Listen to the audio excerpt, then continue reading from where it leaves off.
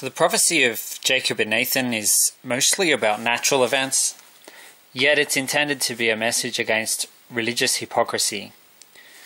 And that's why you see the name Satan at the bottom of the page. Satan is not the hypocrite who claims to care about other people and preach the whole thing about Christianity, caring about others, and then in practice not exactly doing that.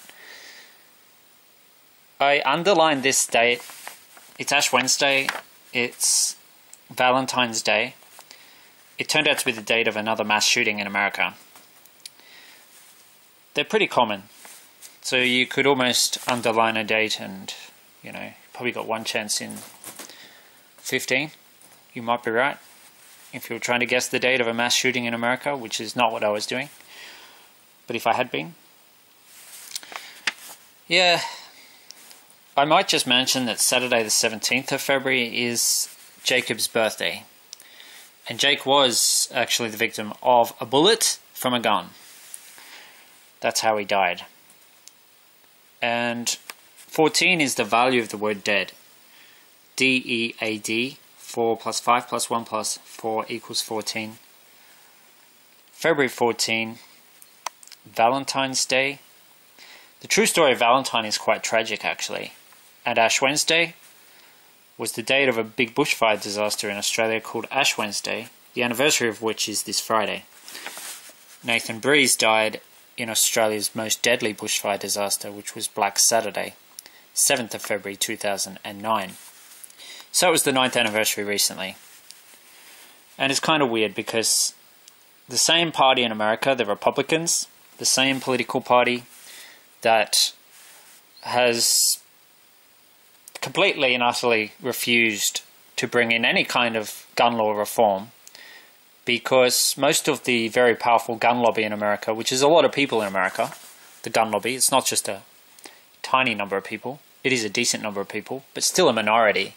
And you would think in a democracy that, the will of the majority might prevail. But no, the gun lobby have enormous political power, especially within the Republican Party, and they resist gun law reform.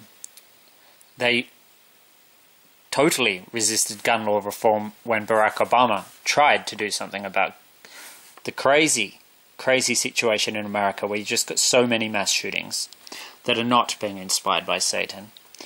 And Satan is not the one blocking gun law reform. No, it's actually Christians, people who say they care about other people.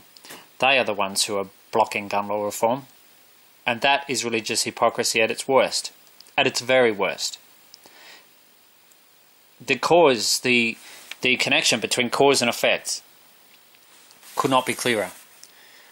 With climate change, Nathan died in a bushfire.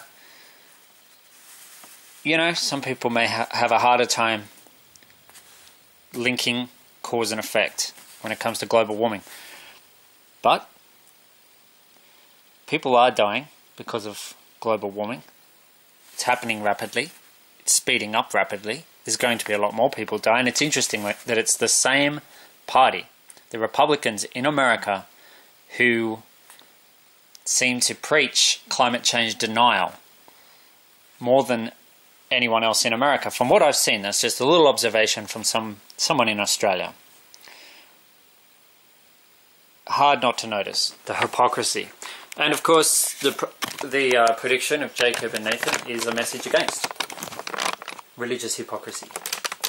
And it's a message against authoritarianism.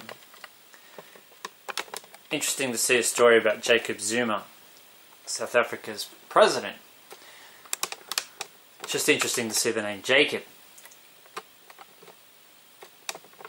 hitting the news at the same time as this event, given that I did draw a connection to Jacob Wetterling to these dates, and I underlined the date of this shooting. Just a bit weird. But not as weird as the fact that the Republican Party in America absolutely refuses to look at that issue of gun law reform. It's truly crazy. Alleged gunman, now identified by police as Nicholas Cruz. He's now in police custody. Shimon Prokupecz is working his law enforcement sources. Shimon, what do we know about this suspect? Because there is some word there were warnings about him prior to this shooting.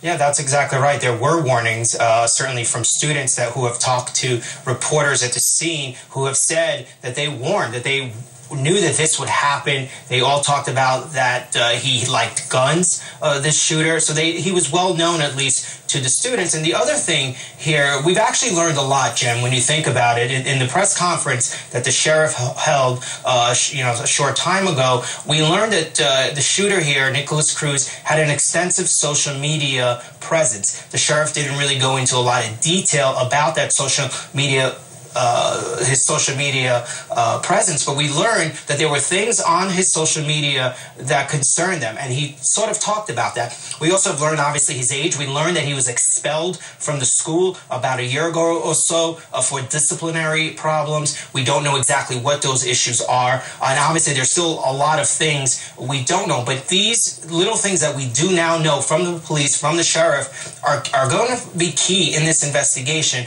and is going to play an important part, and also has given us kind of a window into perhaps what was going on with this young man who seemingly, by all accounts, was known by two students at the school.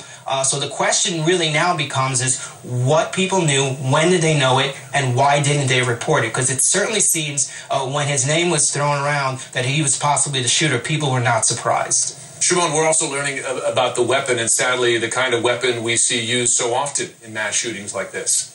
Yeah, we are learning, and I want to be careful here because these AR-15, we're told it's an AR-15 style weapon that was used here. It's a large capacity, can fire a lot of rounds. We know that this type of weapon has been used in other shootings. We've talked about this weapon.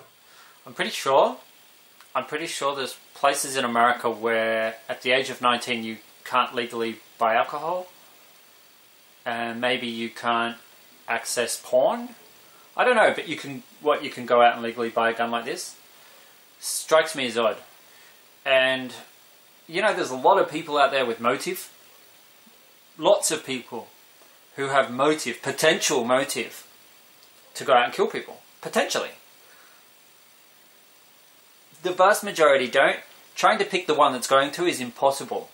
All you can do is do something on the gun side of things. And America has been very slow on the uptake on this issue.